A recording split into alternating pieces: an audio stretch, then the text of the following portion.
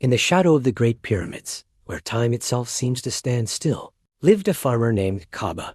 His story is not one of pharaohs or gods, but of the black, fertile earth and the river that was its lifeblood. This is the story of ancient Egypt, told through the eyes of a man whose world revolved around the rhythm of the Nile. For Khaba, the year did not begin with a calendar, but with a scent on the wind, the smell of distant rains carried from the heart of Africa. This was the promise of Akhet, the season of inundation. As the waters began to rise, Khaba and his family would retreat to higher ground, watching as the Nile swelled and overflowed its banks. It was a time of patience, a time of waiting. The river, a gentle god, would swallow his fields whole, leaving behind a thick, dark blanket of silt. This precious gift was the very soil from which life would spring. During these months of flood, Khaba would mend his tools, repair his home, and teach his children the stories of their ancestors, their voices mingling with the steady lapping of the water. Then, as the floodwaters receded, the season of Pare, the emergence, would begin. This was the time of hard labor, a race against the sun. Khaba, his back strong and his hands calloused, would guide his wooden plow, pulled by a pair of sturdy oxen, through the newly deposited earth. The air would fill with the sounds of work, the creak of the plow, the shouts of farmers, and the songs they sang to the rhythm of their toil. His wife, Merit, would follow behind, her fingers expertly sowing the barley and emmer wheat seeds that would sustain them through the year. Their children, still small, would help by scaring away birds, their laughter echoing across the vast, open fields. Day after day, under the watchful eye of Ra, the sun god, they tended their crops. Khaba would use a shaduf, a simple but ingenious lever, to lift water from the irrigation canals he had dug, painstakingly ensuring every plant received its share. He watched the shoots emerge from the dark soil, first as a faint green haze, then as a sea of vibrant life, waving in the gentle breeze. He knew this land intimately. He knew its every dip and rise, every patch that held water longer, every spot the sun favored. This land was not just his property. It was his partner, a living entity he nurtured and respected. As the grain ripened, turning from green to gold, a sense of anticipation would build in the village. This was the culmination of their year-long dance with the river. The harvest was a communal effort, a time of celebration and shared purpose. Families worked side by side, cutting the stalks with flint sickles, their movements a synchronized ballet perfected over generations. The harvested grain was more than just food. It was security, it was wealth, it was the promise of another year. A portion would be stored for his family, and a portion would go as taxes to the granaries of the pharaoh, ensuring the stability of the entire kingdom. Standing at the edge of his field, watching the last rays of the sun paint the sky in hues of orange and purple, Khaba would feel a deep sense of connection. He was a single thread in a vast, unending tapestry, woven from the silt of the Nile, the heat of the sun, and the sweat of countless generations before him. His life was a cycle, as predictable and as powerful as the river itself. From inundation to emergence, from sowing to harvest, Khaba's story is the timeless story of humanity's bond with the earth, a bond that nourished a civilization and built an empire from the mud of a sacred river. Thank you for watching. If you enjoyed this journey back in time, please like and subscribe for more stories from history. Have you ever wondered what life is like for the people who have been farming the same land for thousands of years? Today, we're journeying to the heart of Egypt, along the fertile banks of the Nile, to discover the daily life of a modern Egyptian farmer, or fellah. Their world is a fascinating blend of ancient traditions and modern challenges, a story written in the soil itself. Let's start before the sun even peeks over the horizon. The day for a farmer here begins with the pre-dawn call to prayer.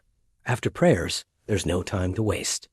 A simple breakfast, maybe some fresh bread called aish baladi, cheese, and a cup of strong, sweet tea provides the fuel for the hard work ahead. Then, it's out to the fields, often with the whole family. The air is cool and quiet, broken only by the gentle sounds of the countryside waking up. The Nile River is the lifeblood of Egypt, and for the fellah, it's everything. For millennia, farmers relied on the annual flooding of the Nile to deposit rich, black silt onto their lands, making them incredibly fertile. While the Aswan High Dam changed this natural cycle in the 1970s, the dependence on the river's water remains absolute. Today, a complex network of canals and irrigation systems, some ancient, some modern, carries the precious water to the fields. Managing this water is a critical part of the day. Farmers might open or close small gates in the earth to direct the flow, ensuring every plant gets just enough to drink without being waterlogged. It's a delicate balance learned over generations. You'll see them using traditional tools like the shaduf, a hand-operated lever for lifting water, right alongside modern diesel-powered pumps. This mix of old and new is a defining feature of their lives. So, what are they growing? It depends on the season. In the winter, you'll see fields lush with wheat, fava beans, and clover, which is used for animal fodder. This is the cooler, primary growing season. Come summer, the landscape transforms with crops that love the heat, like cotton, rice, corn, and sugarcane. Vegetables like tomatoes, cucumbers, and onions are grown year-round in smaller plots for both family consumption and sale at the local market. The work is physically demanding. Plowing, planting, weeding, and irrigating are often done by hand or with the help of animals like donkeys or water buffalo. These animals are more than just workers. They're part of the family, cared for with great affection. The rhythmic pace of their hooves tilling the soil is a sound that has echoed through these fields for centuries. It's a connection to the earth that is deep and profound. Around midday, when the sun is at its most intense, it's time for a break. The family might gather under the shade of a palm tree for lunch. This is often a more substantial meal, perhaps rice, lentils, and vegetables brought from home. It's a moment of rest and social connection, a time to chat, laugh, and recharge before heading back to work for the afternoon. The community is the backbone of rural Egyptian life. Farmers don't work in isolation. They help each other during peak times like the harvest. If a neighbor's water pump breaks, others will pitch in. If someone is sick, the community ensures their fields are tended to. This spirit of cooperation, known as gafir, is essential for survival and prosperity. Weddings, births, and religious festivals are all communal events, celebrated with great joy and enthusiasm, binding the village together. As the afternoon wears on, the work continues. For women, the day is doubly busy. In addition to helping in the fields, they manage the household, care for the children, prepare meals, and often tend to the family's livestock, like chickens and goats. They might also bake bread in traditional clay ovens and make cheese and butter. Their contribution is immense and indispensable. The local souk or market is a vital hub of activity. This is where farmers sell their surplus produce and buy whatever they can't grow or make themselves. It's a vibrant, chaotic, and colorful place. The air is filled with the scent of spices, fresh produce, and baking bread. It's not just a place for commerce. It's a social center where news is exchanged, stories are told, and friendships are maintained. Going to the market is a weekly highlight for many. As the sun begins to set, casting a golden glow over the fields, the workday winds down. The tools are cleaned and put away.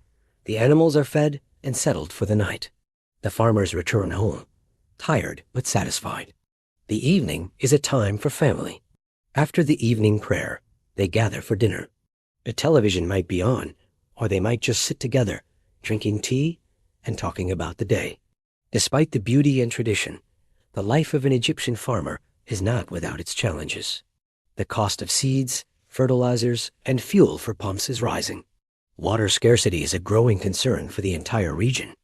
Climate change brings unpredictable weather patterns. And there's the constant pressure of urbanization as cities expand and encroach on valuable agricultural land.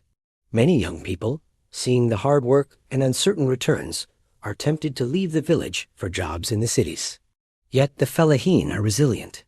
They are innovators, constantly adapting their methods to face these new realities. They experiment with new crops, adopt water-saving irrigation techniques, and form cooperatives to get better prices for their goods. There's a deep-seated pride in their work and a powerful connection to their ancestral land. They are not just farmers. They are custodians of a legacy that stretches back to the time of the pharaohs. Their lives are a testament to the enduring human spirit, a story of hard work, community, and a profound love for the land that sustains them. The next time you see a date, a piece of cotton, or a grain of rice, take a moment to think about the journey it has taken and the hands that have worked tirelessly under the Egyptian sun to bring it to you. It's a story of survival and heritage, unfolding every single day along the timeless banks of the Nile. Thank you so much for joining me on this journey into the heart of rural Egypt. I hope it gave you a new appreciation for the people behind our food. If you enjoyed this video, please give it a thumbs up and don't forget to subscribe and hit that notification bell so you don't miss our next adventure. See you in the next one. As the weeks pass, the green landscape of ancient Egypt begins to change. The season of Shemu, the harvest, is upon us. The air grows hotter, drier. The fields of grain turn from a vibrant green to a shimmering gold, a vast sea of yellow waving in the steady north wind.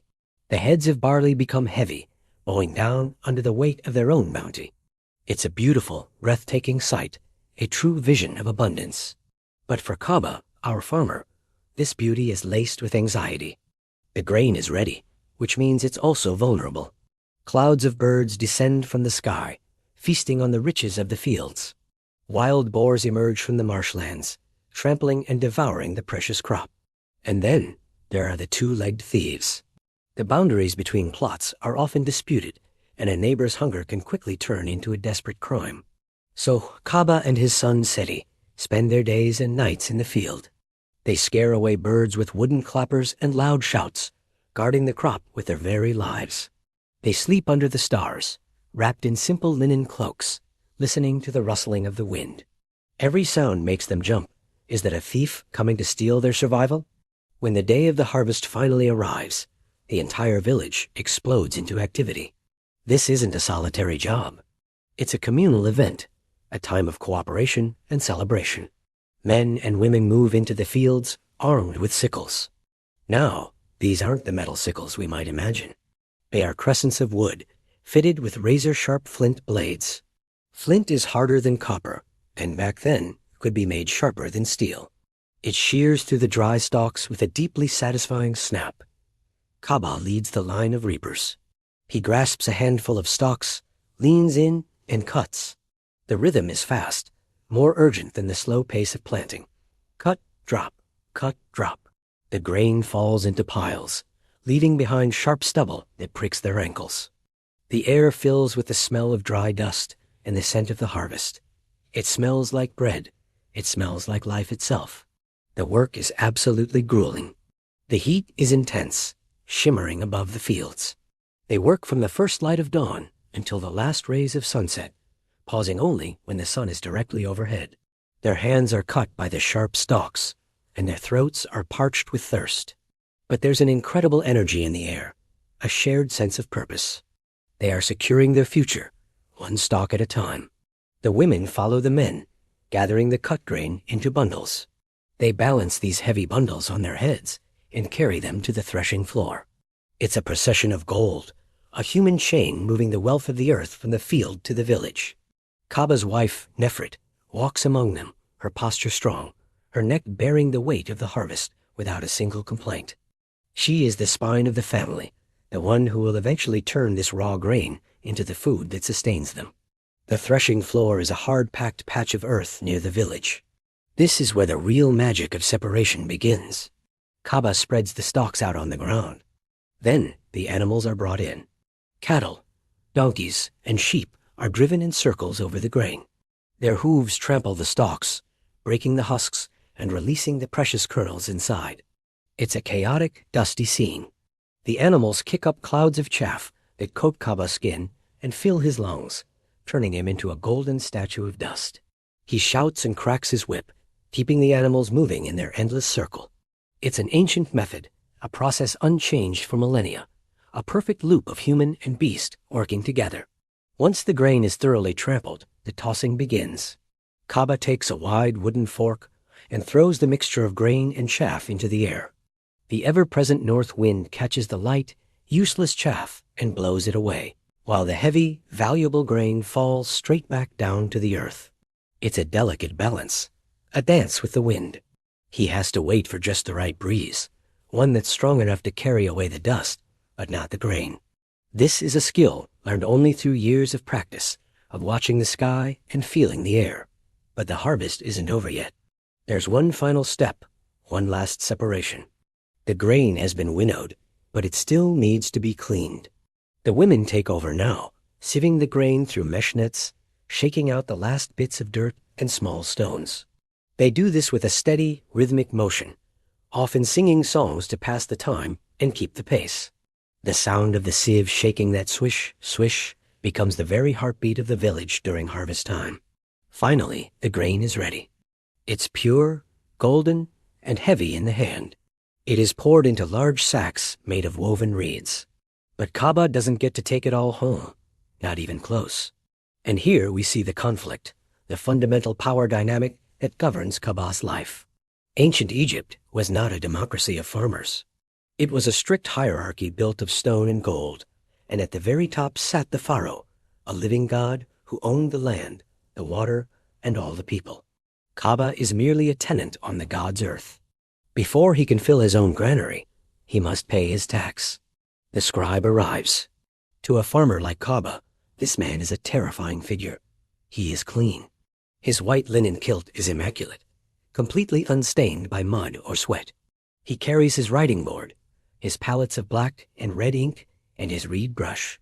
He represents the vast, impersonal bureaucracy that controls the entire empire. The scribe sits comfortably on a stool in the shade of a palm tree, while Khaba stands before him in the hot sun, sweating and submissive. The scribe doesn't even look at Khaba. He looks at his ledger. He begins the calculation. 20 sacks of barley, he says, his voice dry and devoid of any emotion. 2 for the pharaoh. 1 for the temple of Amun-Ra. 1 for the granary of the vizier. 1 for the army. He speaks in fractions, in units of measure that Khaba struggles to visualize, but knows intimately in the pit of his stomach. This scribe isn't a thief in the traditional sense. He is a machine of the state. He meticulously notes the quality of the grain. He checks the moisture content.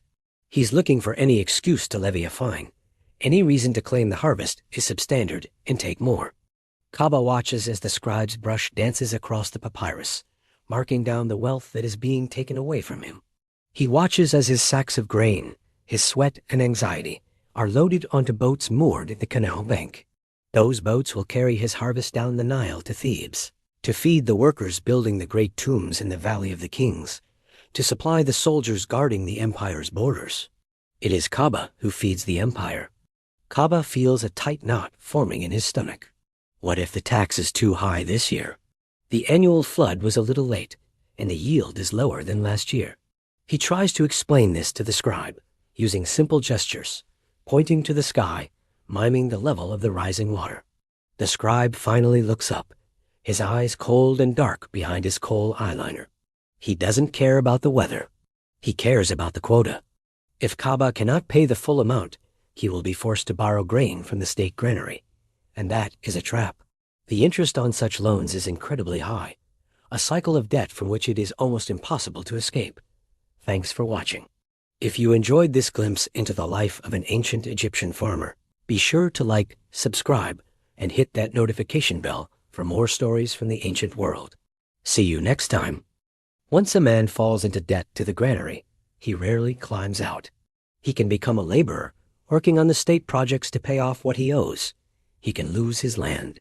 Khaba stands his ground, respectful but firm. He counts out the sacks, his hands trembling slightly as he pours the grain into the scribe's measuring basket. The scribe watches closely, tapping the side of the basket to settle the grain, ensuring no air pockets are left to cheat the tax. Finally, the calculation is done. The scribe nods, a curt dismissal. The remaining grain is Khaba's. He lets out a breath he did not know he was holding. It is enough. It is barely enough to feed his family for the year, with a little left over for seed. He has survived the tax. The relief is physical, a cooling of the blood. The scribe leaves, carried in his litter, moving on to the next village. Khaba is left with his sacks and his son. They load the remaining grain onto a donkey and make the slow walk back to the house. The sun is setting, painting the fields in blood-red light. The harvest is in. The danger has passed. But there is no true rest for the farmer. The season of Shamu is also the season of maintenance. The canals must be cleared of silt again. The dikes must be repaired. The tools must be fixed. The house needs a new layer of mud plaster to seal the cracks made by the drying heat. The cycle continues. There is a moment of quiet, however, in the evenings. The granary behind the house is full, the door sealed with wet clay stamped with Khaba's simple seal. It is a bank vault of mud and straw. Khaba sits on the roof of his house, looking out over the dark floodplain. The air is cool now. The stars are emerging, thousands of them, brighter and more numerous than anything seen in the modern world. He looks at the constellation of Orion, which the Egyptians call Sa, associated with Osiris. He sees the Milky Way, the heavenly Nile, mirroring the river below. In this quiet moment, Khaba feels the connection. He is not just a man working a field. He is a cog in the great cosmic machine. He is participating in the eternal battle between order and chaos, Mat and Isfet. By farming, by bringing food out of the mud, he is maintaining Mat. He is keeping the world in balance. If he fails, the chaos comes. The pharaoh, in his palace, performs the rituals to keep the sky up and the earth down. Khaba, in his field, performs the rituals that keep the people alive. They are partners, distant and unequal, but essential to one another. Without the farmer, the pharaoh has no power. Without the pharaoh, the farmer has no protection against the chaos of the flood. As the year turns, the heat begins to intensify once more. The water in the canals dries up to a trickle. The land cracks. The grain in the granary keeps them alive, but the ration is meager. They are hungry, but they are not starving. They wait. They watch the south. They look for the green stain on the river. The birds return. The wind shifts. The star Sopdet, or Sirius, rises in the Pradon sky. The heliacal rising of the star is the signal. The inundation is coming. The cycle begins again. Khaba is older now. His back aches more than it used to. His vision is dimming. Seti is a man now, strong and capable. He takes the lead in the fields. Khaba watches him, seeing the same determination, the same respect for the mud. The baton has been passed, and knowledge has been transferred. The survival of the family is secured for another generation. Khaba thinks about his own father and his grandfather, and the endless line of names stretching back into the mists of time. They all stood in this same mud, watching this same river. They all felt the same sun, the same fear, the same relief. The story of the ancient Egyptian farmer is not a story of monuments. It is not a story of gold. It is a story of resilience.